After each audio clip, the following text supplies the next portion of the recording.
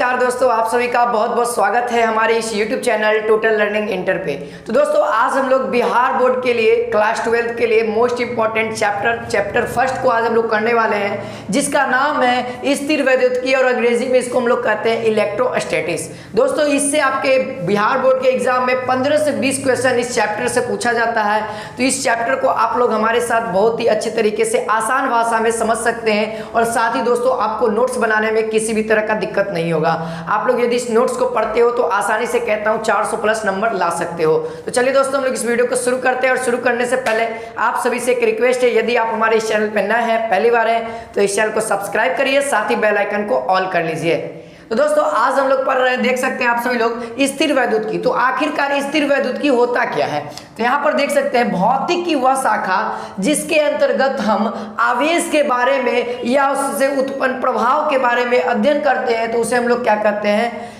स्थिर वैद्युतिकी कहते हैं। स्थिर वैद्युतिकी से ही पता चल रहा है कि आवेश क्या होगा, एक जगह पे स्थिर रहेगा। ठीक है, अब देखिए अब आवेश क्या होता है, आवेश का डेफिनेशन सुन लीजिए।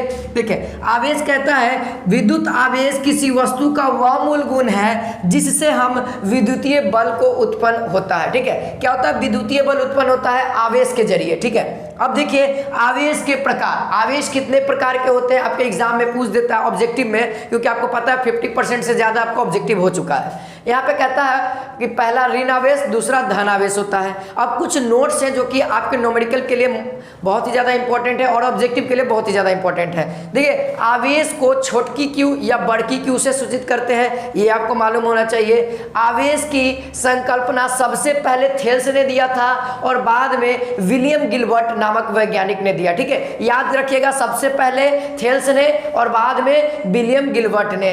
अब देखिए अब थोड़ा सा इधर आते हैं, तो यहाँ पे आपका ऑब्जेक्टिव क्वेश्चन बनता है, हर साल पूछा जाता ही है। तो यहाँ पे देख लीजिए, कहता है आवेश का एसआई मात्रक क्या होता है। तो आवेश का एसआई मात्रक आई होप आप सभी को पता होगा, नहीं पता है जो लोग न्यू हैं तो उनको याद कर लीजिए, क्या होगा?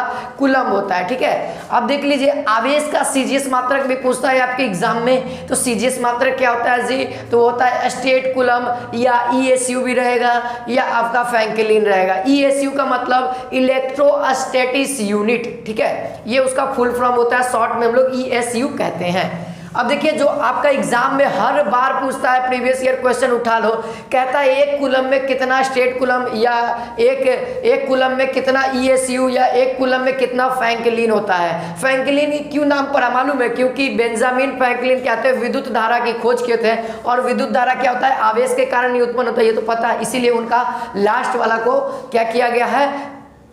सूचांक के रूप में लिया गया है, एसआई मात्रक के रूप में लिया गया है। तो यहाँ पे देख सकते हैं एक कूलम बराबर कितना होता है? तो 3 × 10 के पावर 9 स्टेट कूलम। लेकिन एग्जामिनर क्या करता है, उसी क्वेश्चन को उलट के थोड़ा सा स्टूडेंट को कंफ्यूज करने के लिए यही क्वेश्चन देके पूछा गया है। कहता है एक स्टेट कूलम बराबर कितना कूलम होता है? तो यहाँ पर आंसर जिनको पता रहेगा 1/3 × 10⁻⁹ कूलम, तो ये वो लोग ऑप्शन मार के आएंगे। ठीक है, अब देखिए अब कहता है आवेश का बीमा, ये भी आपके एग्जाम में पूछा जाता है। तो आवेश का बीमा निकालने के लिए आवेश का फॉर्मूला हो जाता है धारा गुने समय। ठीक है, धारा गुने समय, और धारा को हम लोग ए से सूचित करते हैं और समय को टी से। तो इसका बीमा क्या हो जाएगा? आवेश का बीमा एटी होता है। ठीक है, अब देखिए आवेश क्या है भैया? तो आवेश एक अदिश राशि है, आपका एग्जाम में पूछा जाता है। यहाँ पे आपको पूरा कॉन्सेप्ट दिया जाएगा, प्रत्येक वीडियो पार्ट बाय पार्ट आते रहेगी। देखिए अब आवेश का गुण आपका एग्जाम में 2 नंबर में पूछा जाता है कि आवेश के गुणों को लिखे। ठीक है, तो यहाँ पे देख सकते हैं ये सभी गुण ही है। तो यहाँ पे पहला गुण कहता है आवेश 2 प्रकार के होते हैं, धन आवेश, ऋण आवेश, ये एक पहला गुण हुआ।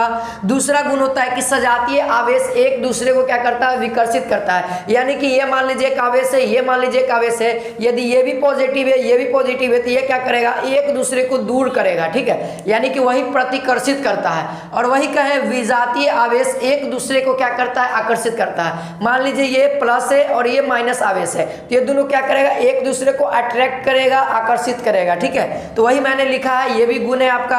अब देखिए अगला गुण कहता है आवेश संरक्षित होता है। तो बाबू आवेश संरक्षित का मतलब समझना, आवेश को ना ही हम लोग नष्ट कर सकते हैं, ना ही उसको उत्पन्न कर सकते हैं। हाँ, आवेश को हम लोग एक एक ऊर्जा से दूसरे ऊर्जा में कन्वर्ट कर सकते हैं। जैसे समझना, हम लोग बिजली को, जैसे आपके घर में लाइट जलता होगा, जैसे कि मेरे पास अभी लाइट जल रहा है, तो वो क्या हो रहा है, लाइट विद्युत ऊर्जा क्या हो रहा है, प्रकाश ऊर्जा में कन्वर्ट हो रहा है। उसी तरीके से आपका एग्जाम में पूछता है कि ऐसा कौन सा मशीन है या यांत्रिक है जो यांत्रिक ऊर्जा को विद्युत ऊर्जा में कन्वर्ट करता है, तो कौन होता है, वो डायनेमो होता है, जिसको हम लोग आसान भाषा में जनित्र के नाम से जानते हैं। ठीक है, आपको जनित्र भी पढ़ना ही है 12th क्लास में, उसको भी मैं अच्छे तरीके से डिफाइन करके फिगर आउट समझेंगे। अब देखिए, अब यहाँ कहता है अगला गुण, कहता है कि आवेश क्वांटमीकरण तथा व्युत्पन्न राशि होते हैं। आवेश क्या होते हैं दोस्तों, क्वांटमीकृत भी होता है। क्वांटमीकृत कहने का मतलब आवेश को हम लोग पूर्ण रूप से लिखते हैं, जैसे एक आवेश या दो आवेश या तीन आवेश या चार आवेश। हम कभी भी आवेश को आधा आवेश नहीं कर सकते हैं, वो 2.1/2 आवेश नहीं कर सकते, तो उसी का मतलब होता है क्वांटमीकरण। ठीक है, और आवेश हमारा क्या है, व्युत्पन्न राशि है, एक मूल राशि होती है, और लेकिन यहाँ पे आवेश क्या है, व्युत्पन्न राशि है। व्युत्पन्न राशि कहने का मतलब ये धारा और समय के रूप को मिला करके बनाया गया है, तो इसीलिए क्या हो गया, व्युत्पन्न राशि हो गया। अब हम लोग जो आपका एग्जाम में पूछा जाता है कि आपको बेसिक, ठीक है, मूल गुण क्या होता है आवेश का, तो उसको देख लेते हैं। बस इतने कर। आपका 2 नंबर का क्वेश्चन रहेगा, जैसे पूछ देगा कि आवेश के मूल गुण को लिखे, 2 मूल गुण को लिखे, तो आप या आवेश का संरक्षण यानी कि अंग्रेजी में कंजर्वेशन ऑफ चार्ज लिख सकते हैं, या आवेश का क्वांटमीकरण क्वांटिजेशन ऑफ चार्ज लिख सकते हैं, ये दोनों लिख सकते हैं। नहीं तो ये तीसरा है, आवेश का योज्यता यानी कि एडिटिविटी ऑफ चार्ज, ये भी लिख सकते हैं। तो हम लोग पहले इसको बढ़िया से समझ जाएंगे तो आसानी से आप लोग लिख देंगे। बस खाली ये हेडलाइन आपको याद रखना है, बाकी मैं याद करवा दूंगा। अभी देखिए यहाँ पे कहता है आवेश का संरक्षण का मतलब सुरक्षित, यानी कि आवेश को ना तो बना सकते हैं और ना ही नष्ट कर सकते हैं, बल्कि एक ऊर्जा से दूसरे ऊर्जा में बदल सकते हैं। ठीक है, ये संरक्षण का नियम कहता है। आई होप आप सभी को अच्छे तरीके से पहले भी समझा दिया था, लेकिन अब भी समझा दे रहा हूँ। ठीक है, यानी कि जो आवेश है वो कभी भी खत्म नहीं होगा और ना ही उसको हम लोग नया बना सकते हैं। वो क्या होगा, केवल एक ऊर्जा से दूसरे ऊर्जा में कन्वर्ट होगा, जैसे जनरेटर करता है, जैसे मोटर होता है, विद्युत ऊर्जा, हीटर, हर तो वो क्या करता है, एक ऊर्जा को दूसरे ऊर्जा में कन्वर्ट करता है। अब यहाँ पे आवेश का क्वांटमीकरण यानी कि क्वांटिजेशन ऑफ चार्ज, ये क्या है, तो देखो इसका समझना, इस सिद्धांत के आधार पर किसी वस्तु पर उपस्थित आवेश की मात्रा एक इलेक्ट्रॉन के बराबर या उसके पूर्ण गुणज होगा। देखो Q हमारा क्या है, आवेश है, मैंने बताया अभी कि बड़की Q या छोटकी Q से हम लोग आवेश को सूचित करते हैं। तो Q बराबर प्लस माइनस Ne, जहां Q हमारा आवेश है, उपस्थित आवेश, N जहां इलेक्ट्रॉन की संख्या, E जहां एक इलेक्ट्रॉन का आवेश। अब देखो यहाँ पे क्या हो गया, देखना आपको दिखेगा। तो यहाँ पे देखो Q हमारा क्या है, आवेश है, और N क्या है, नंबर ऑफ इलेक्ट्रॉन। ठीक है, नंबर ऑफ इलेक्ट्रॉन्स। ठीक है, ये क्या है, इलेक्ट्रॉन्स का नंबर है। इलेक्ट्रॉन्स का नंबर कैसा होगा, या तो वो 1 होगा, या तो 2 होगा, या तो 3 होगा, डॉट डॉट डॉट, यानी कि कहने का मतलब वो नेचुरल नंबर ही होगा। ठीक है, या 0 भी हो सकता है, यानी कि कोई भी इलेक्ट्रॉन नहीं है, ये भी हो सकता है। ठीक है, तो यानी ये हाफ नहीं होगा, ना ही 1/3 होगा, ना ही 2.1/2 होगा, ऐसा आपको नहीं दिखेगा। ठीक है, तो ये ध्यान रखना है, आपको दिखेगा तो हमेशा पूर्ण रूप से दिखेगा। और जहां E बराबर क्या होता है, एक इलेक्ट्रॉन का आवेश, एक इलेक्ट्रॉन का आवेश क्या होता है, 1.6 × 10⁻⁻19 कूलम, बशर्ते आगे में माइनस लगाना, इलेक्ट्रॉन का हो जाएगा वही प्रोटॉन का, बस 1.6 × 10⁻⁻19 कूलम, ये आगे में पॉजिटिव रहा तो ये पॉजिटिव फॉर्म हो गया। अब यहाँ से आपका एग्जाम में पूछ देगा कि एक कूलम में कितना इलेक्ट्रॉन होता है, क्या एक कूलम में नंबर ऑफ इलेक्ट्रॉन कितना होगा। तो यहाँ पर से आपको Q का मान पता है, देखो यहाँ पर से क्या होगा, आपको क्या क्या पता है, Q का मान पता है, Q का बराबर 1, E का मान पता है, यहाँ पे दिया हुआ है Q का मान पता है, N बराबर फॉर्मूला नहीं निकाल लोगे, आसानी से निकल जाएगा। ट्राई करके बताना, आप कमेंट में जरूर बताना इसका आंसर क्या होगा। अब देखो आवेश का योज्यता का नियम थोड़ा सा समझ लो।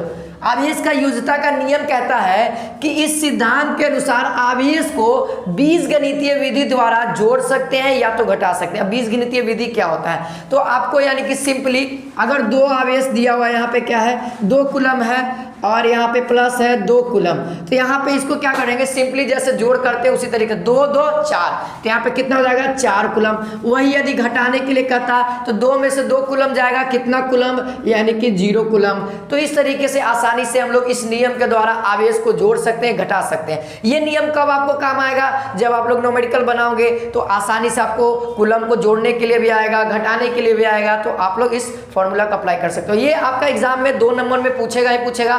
कोई दो गो मूल गुण पूछ देगा तो आपको कोई 3 गो मैंने बता दिया है, कोई तीनों में से आपको आई होप तीनों ही याद हो गया होगा। कोई 2 गो लिखना है, आसानी से लिख देना, 2 नंबर मिलके आ जाएगा। तो नेक्स्ट वीडियो में लोग मिलेंगे कूलाम के नियम के साथ बहुत ही अच्छी तरीके से। तो जय हिंद, जय भारत।